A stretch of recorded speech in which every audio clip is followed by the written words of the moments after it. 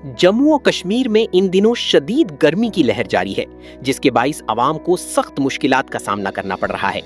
कई शहरों में दिन का दर्जा हरारत 43 डिग्री सेल्सियस से तजावुज कर चुका है, जबकि तेज धूप और हब्स ने मामूलाती जिंदगी को मुतासिर कर दिया है।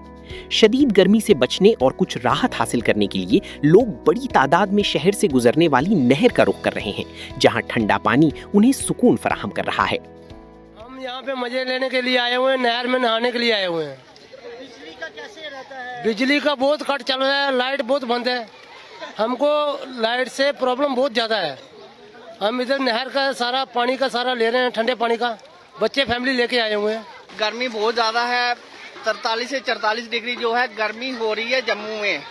और अगर ये ठंडी नहर जम्मू वासियों के लिए ना हो तो बहुत ही मुश्किल का सामना जो है करना पड़ सकता है। शदीद गर्मी और बिजली की कटौती के दरमियान जम्मू के शहरी हर मुमकिन तरीके से राहत हासिल करने की कोशिश कर रहे हैं। बहुत ज़्यादा मज़ा आ रहा है, जैसे कि आप देख रहे हैं कितनी 45-40 डिग्री पड़ रही है, 45।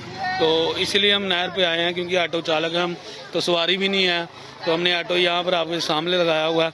तो देखो यहाँ पर हम सभी नहा रहे हैं, बच्चे आए हैं और फैमिली आई है, सभी देखो कि जो कि नहा रहे हैं हम। शहर की ये नहर इस वक्त आवाम के लिए किसी नेमत से कम नहीं, जो उन्हें झुलसा देने वाली गर्मी से वक्ती सुकून फराहम कर रही है। ब्यूरो रिपोर्ट, मुंसिफ टीवी।